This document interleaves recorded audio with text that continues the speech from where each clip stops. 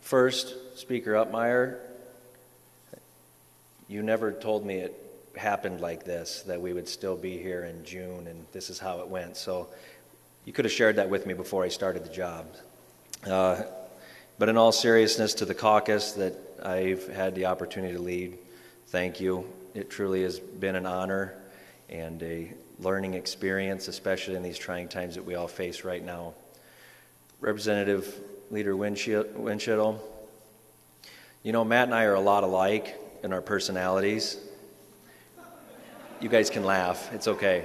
We need to make him laugh more. That's part of why he's not like me. Come on. But we have really worked well together. I think what we've had thrown in front of us in our first year as a leadership team, we have handled very well. I don't know if most of you know this, but Matt and I were elected the same year, 14 years ago, and thankfully he's always been 6 months younger than me, so I've never been the youngest member, and so we've always had that connection since we came in here. In fact, I remember during our orientation, the first day we came in here, we bumped into each other very quickly for orientation, and it might surprise you, but I'd really never been at the state capitol other than on school trips, and we ran into each other both as young, I was 6 months older than you, 23-year-old kids. But I think we've came a long ways since then, and hopefully led this caucus and represented this chamber well in our time here. John, Mike, and our leadership team, I'm going to just say your first names if that's okay. I hope nobody's offended at this late hour of the session. But John and Mike and our leadership team, thank you for all that you have done to help make us look good. And when certain people needed to get out of the chair, always being available. And you know, it's hard for me to see that far, you know, with my eyesight. Most of you have probably noticed that the speaker does a lot of this up here. I'm not don't have the greatest eyesight, so I can't quite tell when John is giving me the look. So if you ever see this, that's not me doing anything other than trying to get John's attention. But thank you guys for supporting us through this session. And then Chris and Linda, two people that would call friends. We served in the minority together. There's very few of us left in our caucus that have served in the minority. And I've said this within our caucus, the bond that forges amongst members and the appreciation that you have for being in the majority and being able to pass things on behalf of your constituents. And so thank you guys for your leadership to our caucus, and you're going to be greatly missed, as well as the other retirees, not only in the Republican caucus, but the Democrat caucus as well. We're both losing some members that have quite a bit of longevity to their time in the chamber. And so that really is an opportunity for the members that haven't been here quite as long, I think, to really step up to the plate and take a role in which maybe you didn't think you were going to have as quickly as you're going to. But we are going to lose some very good people within both of our caucuses. As for our staff, again, I'm using notes, Leader Pritchard, so I will be very careful not to name a lot of names. But the staff, I really believe, gives us the ability to do the job as well as we do. Both sides, Laura, Savannah, and Colin back in my office. I know I'm 99% of the time really easy to deal with, and that 1% can be difficult, so I appreciate for working through that 1% of the time. I'm usually funnier than this. You guys laugh more during debate when I'm making my jokes. But seriously, I do appreciate all the staff that we've had here, and we have asked a lot of our staff having to work from home. Megan, you and your team that you have really had to step it up, and we've asked a lot of you and your team as well with the unprecedented times that we face, as well as the folks that just maintain this building. When we made the decision to come back here, we wanted to make it very clear when Matt and I were having the conversations about what returning to session would look like.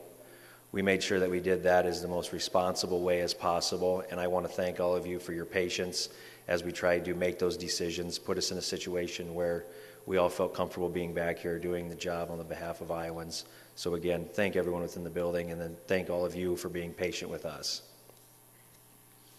And I would be remiss, I've had an opportunity to really, I've known the governor, obviously being from the same party, but really having the opportunity to work with her and her leadership And I will tell you that I have been impressed over the last several months. I've always been impressed, but these last several months, I think we should all be very thankful for the leadership we have here and within this state, and the ability of our governor to stand every day in front of the press and answer the tough questions that it takes to do that job. We all know how difficult that can be at times, especially in the situation we find ourselves in. So I just want to thank the governor for her leadership to the state, and I think we're very fortunate to have her being our spokesperson across the country. And to our caucus and the issues that I touched on when we came in here early in session, child care, broadband, and one that's near and dear to my heart, the budget. I missed you too, Representative Hall. Near and dear to my heart, the budget. But now, while those bills did not make it down to the governor's desk that we dealt with on child care and on broadband, I think we've shown on most of those issues that those can be done in a bipartisan way. We've tried to work with one another to find common ground. When I was first elected, an issue like child care was not one that House Republicans would have typically tried to tackle, and we realized, listening to our constituents, that it really is an issue that has risen to the forefront. And while we did not achieve all of the objectives of getting those bills to the governor's office, we did take some steps forward and show that House Republicans are willing to bring forward legislation that can be supported by both parties, and the same goes for broadband as well.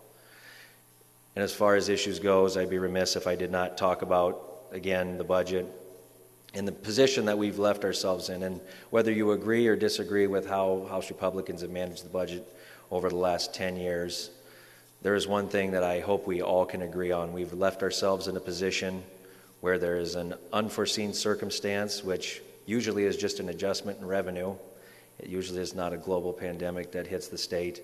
But we've left ourselves in a situation that we've been able to fulfill our commitments that we've made. When we came back in the last couple of weeks, we made it very clear that we wanted to fulfill our commitments that we had already made, the leading one being K-12 education, and we were able to do that, and also maintain the level of funding that the departments and folks receiving those dollars maintained at least a status quo budget, so we did not have to go into every single line item. Now, some did have to take a haircut, and we recognize that. But the situation we find ourselves in, where other states are reducing their budget by hundreds of millions of dollars, I feel very good about not only being the appropriations chair and being a part of that, but leading this caucus that has been willing to make the tough decisions to leave ourselves in a position where we can handle what is facing us and what has faced us over the last several months. There's other issues the caucus has brought up, and we've worked hard, and we're unable to find resolution on all of them, but EMS, and then obviously COVID response. That has been something, again, back to my original comments. When we left in March, I did ask Linda, I will be very honest with everyone, on the way out, remember, Linda, I asked her, I said, this pin that you gave me, that you had me wear, if you want to take it for the next 3 months or so, I could just take a vacation and you can wear that. You actually turned me down, so I was a little disappointed in that. But this has been a very challenging time for both of our parties, and I appreciate, as we've returned, I think we've handled ourselves in a very respectful manner. Matt and I have always tried to make sure that we have been as transparent as possible, not only with our caucus, but the minority party as well. And we want to continue to operate that way moving forward, because I think that's the way we can have the most responsible government. And Representative Abdul Samad, Representative Smith, thank you for all the work that we put in these last couple weeks to be able to really take a step forward and take that first step that we've talked about. And one thing I actually will never forget at KO is when we were in my office, and I think I might have said this the other day, is about listening. And I think that really is a message that we all need to take to heart, regardless of what the issue is. But this one most of all, and I hope you know that when I made that commitment to you to try to work to find some resolution, as well as you, Leader Pritchard, and you, Representative Smith, I tried to uphold my end of that deal that I made with you, and hopefully you feel that I have. So I could go on probably for the next 45 minutes and release at the end of session here, but I probably will stop at this point before Representative Hine runs me over on the way to a sprayer to get home. But I just want to thank all of you for this opportunity that I've had to lead this body, and just let you know that I've always tried to do it in an open manner where I was fair, whether it was on a ruling, whether a bill was germane or a point of order. I've always tried to handle myself fairly with everyone in here, and I think that's what you'd ask of me. So with that, thank you all, and God bless this great state.